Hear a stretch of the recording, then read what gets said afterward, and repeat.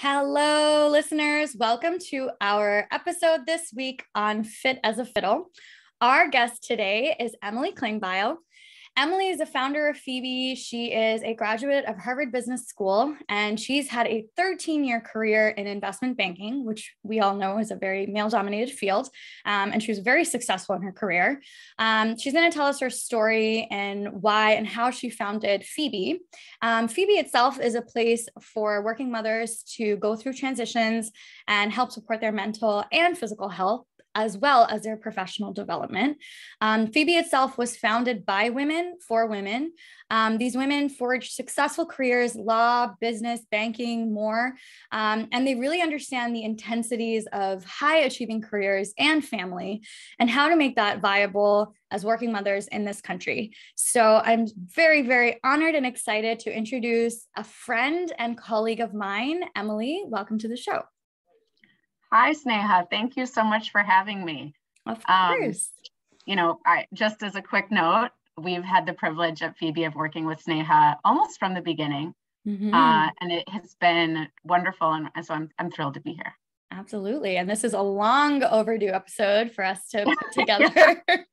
We're on season 6, and here Emily and I are like, when should we do this podcast? So here we are.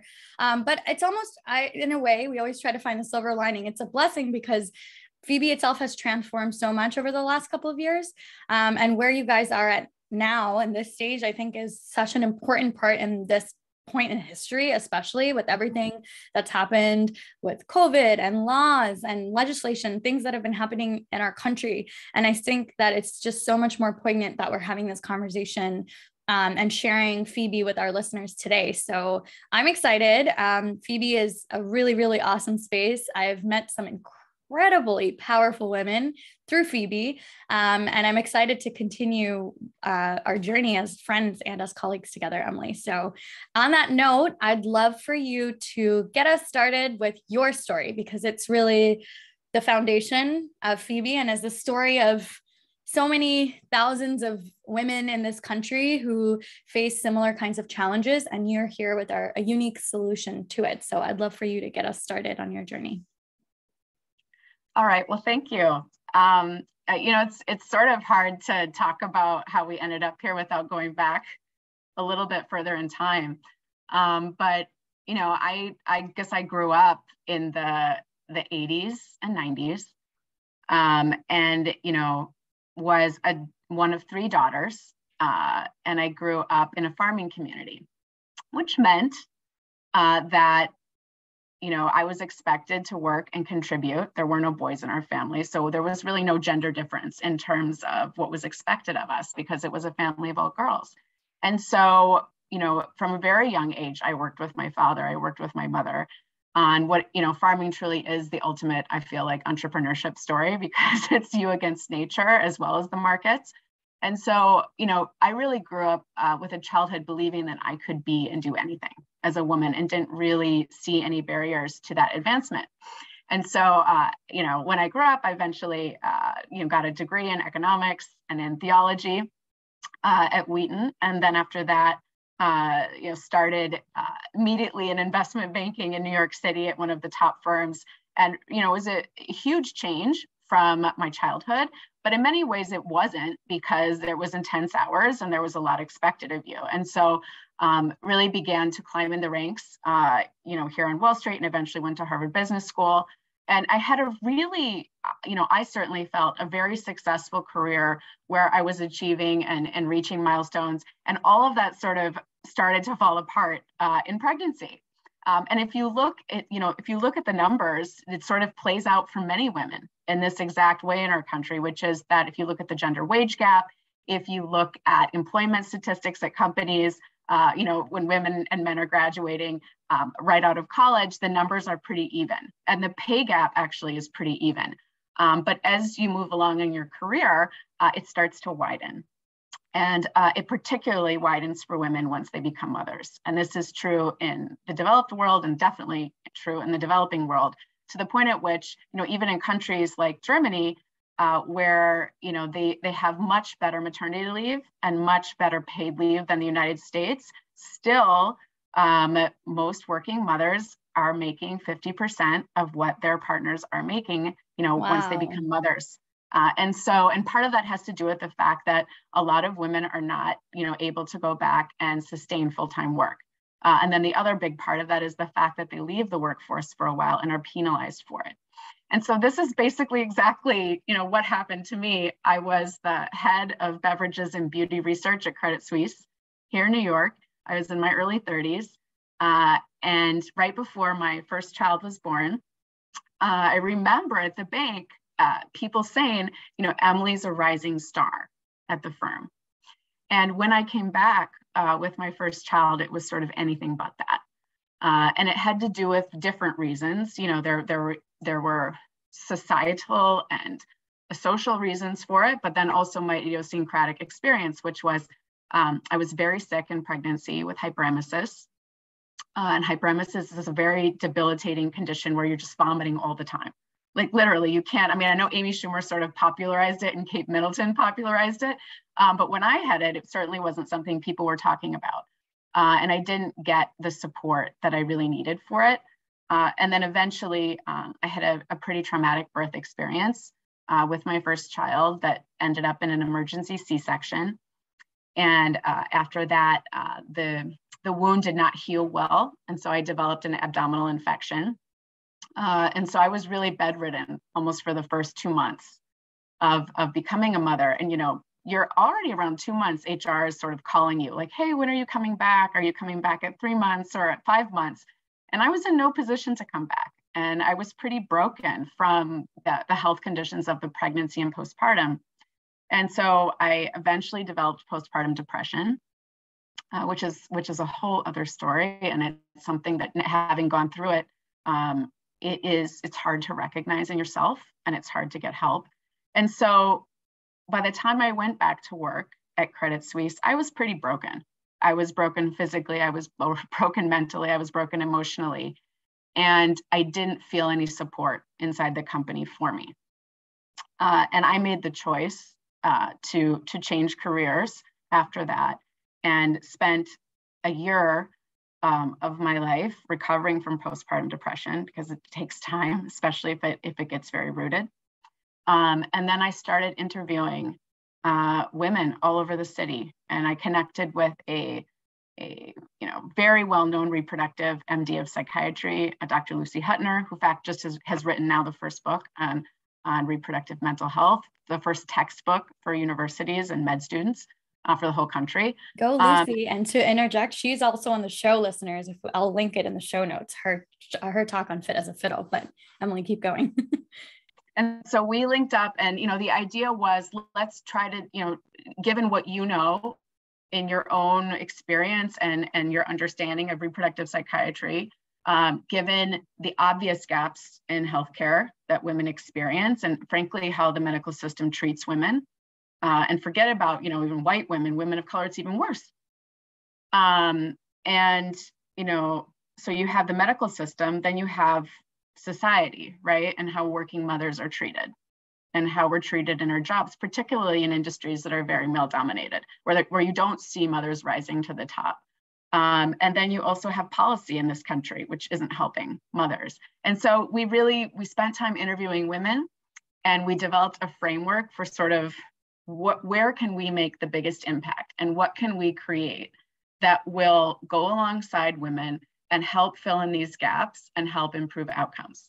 And so that was a very long way of describing Phoebe, but that is why I founded Phoebe and why I connected with Dr. Huttner, and then eventually my other co-founder, Carolina.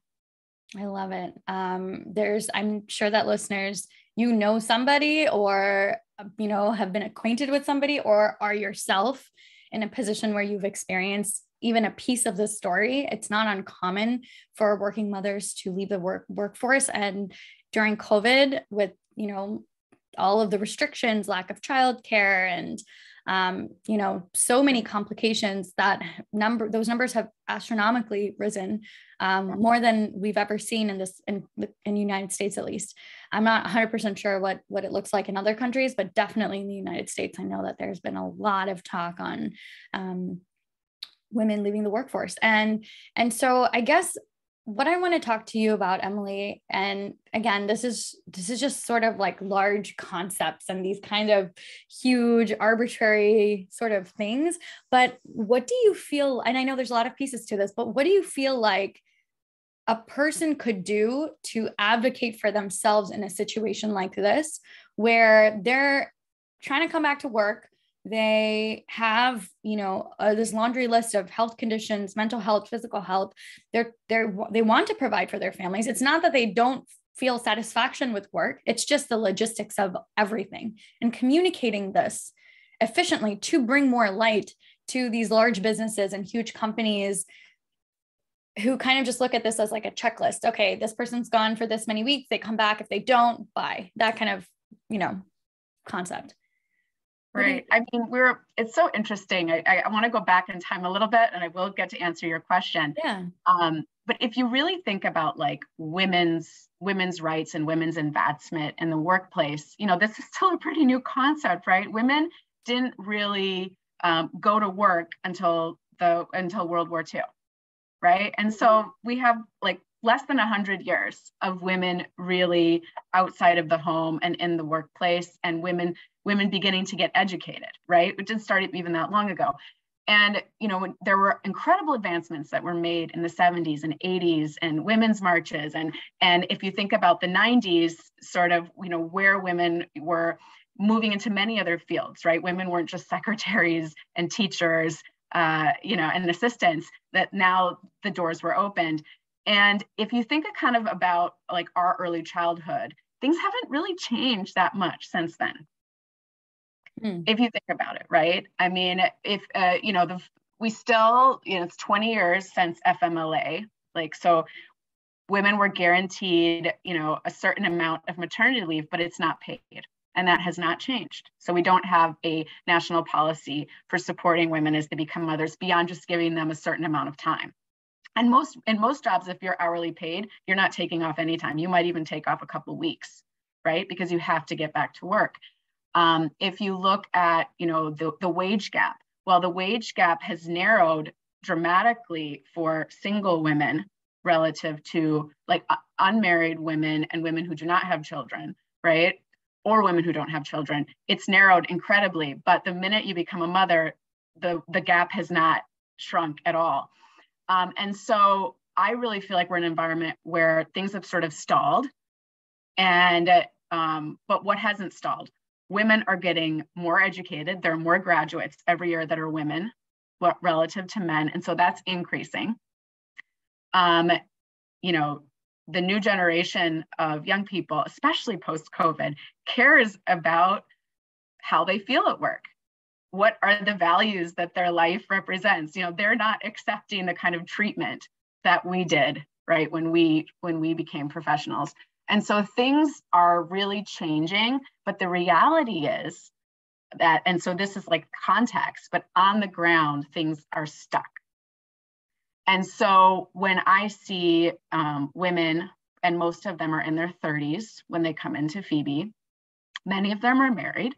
I would say the vast majority of Phoebe right now are, but they are really unprepared to deal with the reality of integrating working motherhood into their life and what they actually will face sort of under the surface, right? I love that, the surface pressure song, because it really, it really is under the surface. And so I think that the first thing is obviously, like when you are pregnant, a lot of times we are focused on, buying things, right? And organizing our home, or maybe we're upgrading our home, or we're very worried about, do we have everything set in place for the nursery? And I would sort of say that's sort of important, but the bigger thing really is setting yourself up with a structure of support, and having conversations, for example, with your partner about how are we going to parent? Who's going to do what?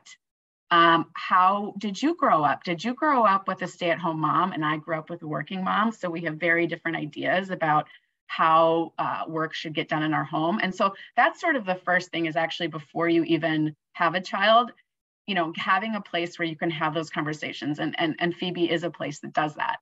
I think the second big thing is really having a mindset that this is it's a time of a lot of change, and it's a time of a lot of unknowns. And so having that mindset that, especially if you're a type A person, it's going to be a big growing opportunity for you, because I just raised my hand. I feel like those are the women that struggle the most. Like, know if you're type A, because if you're type A, there's nothing like becoming a mother that's going to throw a wrench in that. And it's a wonderful learning opportunity, but it's real. And then the other thing is, don't underestimate that, once you sort of come out of the fog of early motherhood, which is a lot of sleep deprivation and a lot of change, having that social support and that circle to return to work, because you're going to be going through a lot of feelings. It really is jarring to sort of, I always joke about it, it's like you get pregnant and then everybody's looking at your body. Somebody's in your body once a month, right? Looking around, checking things. You have a baby, all of a sudden, your breasts are exposed and you're breastfeeding, and it's just like you become this biological sort of, you're very aware of your biology. And then all of a sudden, 3 months later, you're like buttoned up and back in the office again. And it's a very jarring experience. And so it's not one that should be done alone. It's one where you really should be in solidarity with other people, that other women or men, or, but people that will really understand all of the change, and that you're getting the right mental and emotional support for it outside of the physical, which is also really important. Yeah. One thing crept up in my mind when you talked about like having those conversations with your partner. So there's a psychologist who's actually been on the show, and she had something very interesting to say about having that conversation with your partner. And she said to me, what we should do is, and this is if we're in a heterosexual relationship with a male and a female partner, and in traditional gender roles or cultures where the female ends up in the marriage just doing a lot more work and household chores, like who is the person who notices that the toothpaste is running out? That person. This person who will physically put it on their calendar to go make sure that there is toothpaste ready to go. That you sit down and you look at all of the different things that they do to contribute to their mutual living. So not, I'm gonna, I need to go to the gym personally, or I need to go do whatever you personally need to do. But as a family, or as in a partnership, write down physically, because men are very cerebral and like to see these numbers, and write in lists. Here are all the things that I do, and here is anything that you do if you do it. And then look at those lists and compare it, and then add all of the things that happen during motherhood that need to get done, and which of those things the male counterpart cannot do. Like, for example, breastfeeding and pumping. For example, those are just two of the most common and obvious examples, but there are a couple of other ones, perhaps, maybe. And you write all of these responsibilities down and say, look at what is getting added to my plate versus your plate, and how can we distribute this in a more efficient way so that we can be in a better place. And I was like, I'm going to do this with my husband. It's a great idea. And I would say most of the people that come in at Phoebe don't do that.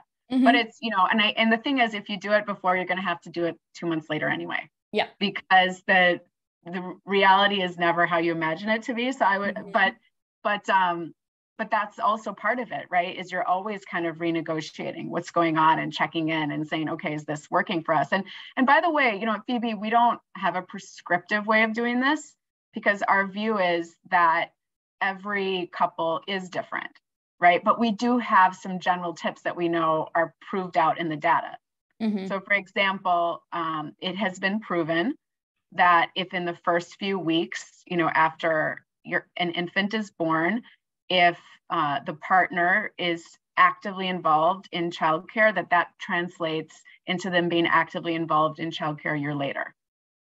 And so, that is partly why there's a push towards more paternity leave, because we want partners to get involved. But it's not just about taking the time off work, right? It's about actively doing childcare. And so I always tell our moms, if grandma's coming to town and you have a baby nurse, that's not an excuse for you and your partner not to do things. That's just to aid in the transition. But the reality is we want to prepare you to be able to do things on your own. Mm-hmm. And we want to prepare your partner to take on that role eventually.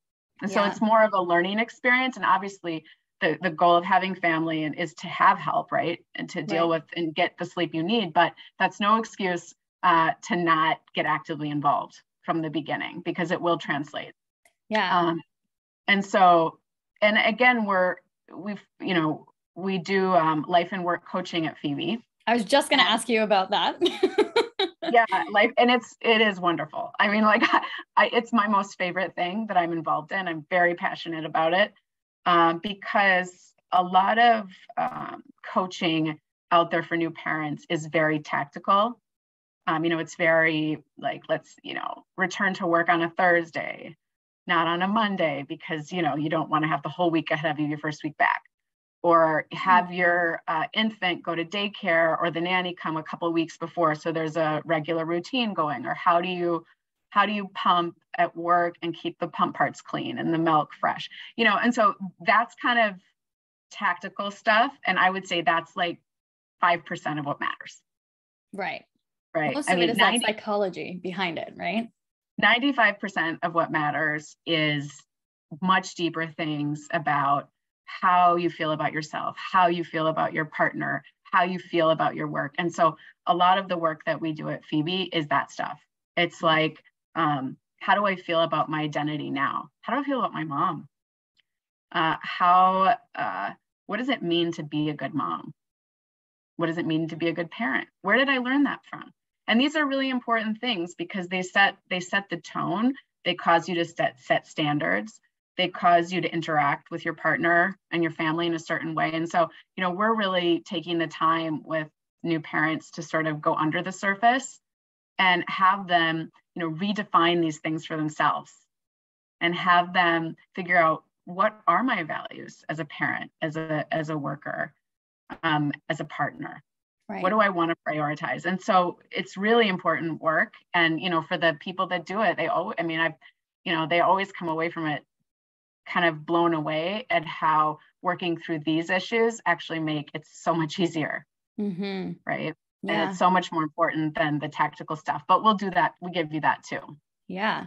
So I wanted to ask you, actually, we had this conversation over dinner, like 3 or 4 years ago now. And we were talking about the difference between people who are on the upper half of the millennials generation versus the lower half. We're still in the same generation, but upper versus the lower half of the millennials, and the way that they decide to start a family and their outlook on the things that go through their heads. And one of the things that you said to me, which is very similar to what like my mom said to me, is you don't actually go, hey, let's have children. It's just you get married and you have children. It's like, there's no like, hey, I need to think about X, Y, and Z, or I need to put in place this, and this. And we had a really interesting, fun conversation on that. I don't know if you remember it, but I'd love for you to comment on that and what you feel like the current, the people that you serve through Phoebe now, what are their conversations around that as well? And what do people feel? Yeah, I mean, it's changing fast in a way. I do feel like, we founded Phoebe in 2019 and a lot has already happened. Mm-hmm. And COVID accelerated all of that for sure. I would say that one of the biggest changes I'm seeing is just the general adoption of the idea that you should have a birth doula or you should have a postpartum doula. And so there is, and just people's general awareness of, maternal mortality in this country and wanting to have an advocate at their side when they give birth. And so I think that is a really good change. And now even in New York, they're starting to make programs available so people can have affordable access to a doula. And so what I've noticed definitely with, just already the generational shift is this idea that actually I need to prepare for the birth and I need to have the supports in place. I think I still don't feel like there is a lot of awareness around working motherhood and the challenge that poses. I generally still see, I still see a lot of women who really do believe they can have it all and that there won't be trade-offs. And I know I think there is a feeling sort of, if you've achieved a certain level in your workplace and for a lot of women, they don't necessarily even feel that gendered until they become mothers. It really, for a lot of women, is sort of becoming a mother is often the first time, especially for women that were really successful kind of in male intense industries, where they're kind of like, oh, like I'm having this whole experience that doesn't relate to what I was doing before, and I'm being treated differently. Yeah. And we have sessions actually where we talk about that. And there are a lot of women who say, and it depends a lot in the workplace, but really say, this was the first time in my life I really felt like a woman, like that there was a difference. And so I think that's a huge area, and for the current generation to sort of help us grow through that, right? And I know that we were trying to become a world where we're more accepting, right? We're more accepting of everyone and what their choices are, but we still have a lot of work to do because we really don't understand. Yeah. And it's really funny. I was having a conversation with my mom just this past weekend. I went to go visit her, and we were just talking about, their age of, what my great grandmother went through in terms of her life experiences, what she was allowed to and not allowed to do, which, saying that in today's age is like, are you kidding me? But that was the case, their husbands controlling the money. And one of the things we kept talking about this. And I was like, Mom, I feel like it's all boiling down to financial independence and financial security. And that comes from education. That's what it all, like, if I'm like, what you're telling me, and just our conversation, it all boils down to, does this woman have enough education to then be able to fend for herself in this world and not have to rely on anybody, let alone a man, to support her? And these were these really interesting conversations that happened with my mom. And then connecting that to what we're talking about here in Phoebe, it's almost like that's the opposite problem. These women are highly educated, highly successful. This is not a problem of, can I make money and can I be 100% fine supporting myself and my children financially and, just with everything that they need to have to survive in this world. That's actually just looking at Phoebe's offering and place in this world, that piece is not what it is. It's actually the society around it that hasn't, like you said, caught up to these wonderfully successful women who have so much to offer this world. And are kind of just, I don't want to say that subjugated to only do motherhood tasks, because that's not at all the conversation. It's just that, why does that have to be it if somebody wants to be able to also have a life that's outside of just being a mother, that there's more to this world that can offer? I have a lot of things. I don't know if I said all of that correctly, Emily, but I'd love for you to touch on it. I think you said it right. I think you said it very right. I think there was an assumption, right, that if women just got educated enough and were given a position in schools and they were accepted into the workplace, and if they fought hard enough, that eventually they would sort of break the glass ceiling, right, with and that's kind of an old term now, but we're still doing it, right? Mm-hmm. Like we're definitely not there. It was only 10 years ago when I looked around and there was like one woman in my whole department that was as senior as I was, mm-hmm. right? And she was a mother with many nannies, right? Which isn't the case for a lot of people. I sort of see two things that have to change. One of them, obviously, we have a massive values problem in our society.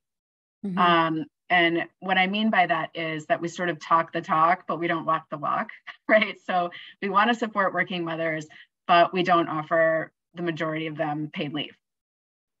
We want to support working mothers, but the cost of childcare is crippling. We want fathers to be more involved in child rearing, but there's a massive penalty for them doing that, right? Financially. Yeah, or companies, they're like, you can have paternity leave, but please don't take it. Right? Most men still opt not to take paternity leave. My own partner did not take even a day of paternity leave. Again, this was 10 years ago, so things are changing, but that is still where we're at. And so we do have a values problem, which is we've sort of taught women that the sky's the limit. And then they become mothers and they start to realize, I'm not sure I can do this. I don't have enough role models. I'm not supported. I'm not. And so it's not that women don't want that. It's that particularly for highly educated women, they have choices.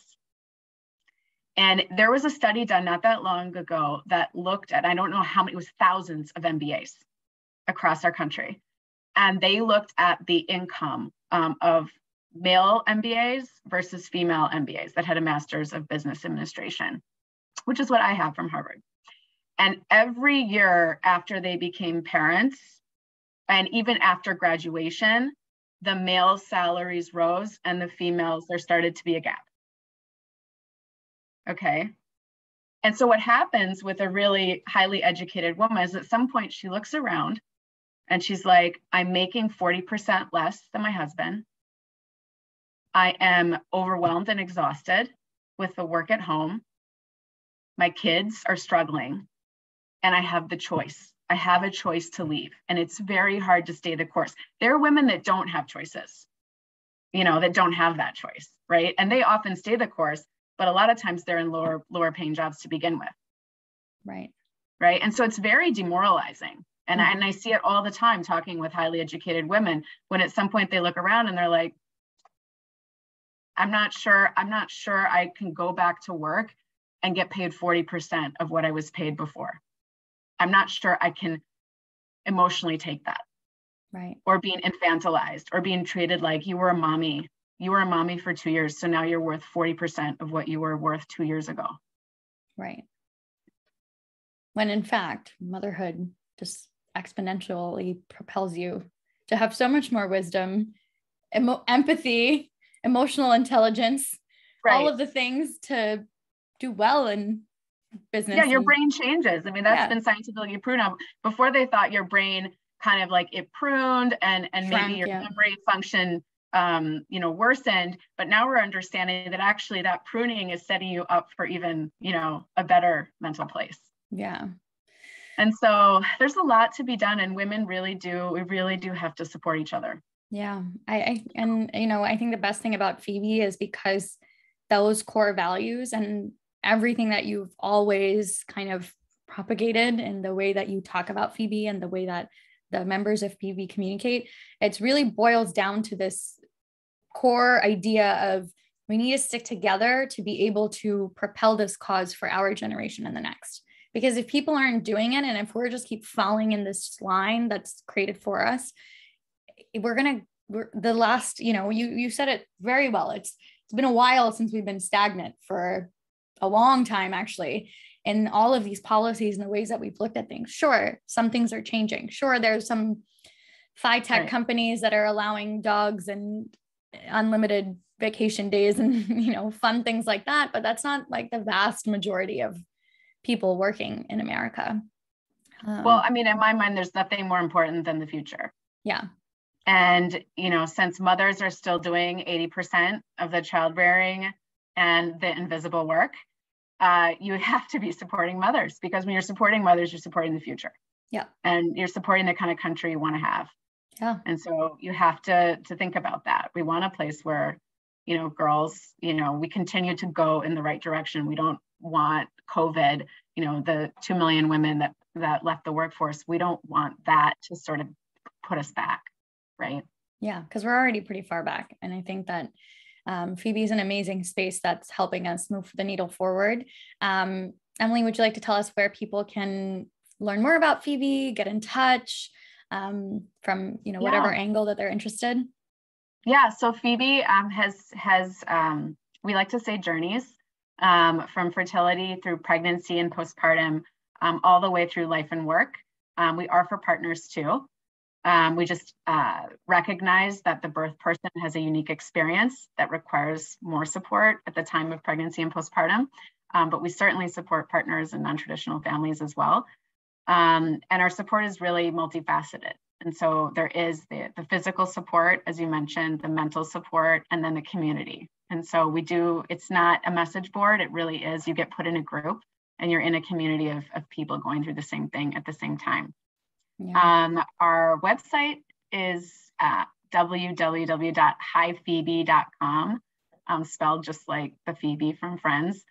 And we work with companies to support their employees. And so if you happen to work at Morgan Stanley or Critical Mass, or, Univision, I can think of a bunch of others, certainly ask them about us because they pay for it. And if not, you can also sign up as an individual, and just set up a moment to chat with us. We like it when people call us. I know it's a little bit old school, but those types of connections are really important. And you can sign up on our website for a 15-minute chat. And I would love to actually have you tell us why you chose the name Phoebe. I know the answer to this, but I want everyone else to know. That wasn't because of Phoebe from Friends. Phoebe is a titan in Greek mythology. She's sometimes called the Titan of the Moon. But what I really love about Phoebe is that she is a true matriarch. She is a grandmother, so she's wise. She has wisdom to pass on. And her grandchildren were Apollo, the god of medicine, and Artemis, the goddess of childbirth. And so the idea behind Phoebe is really, actually, if you think our entire medical community and our medical system, when you become a doctor, you swear on Apollo, but you don't swear on Artemis.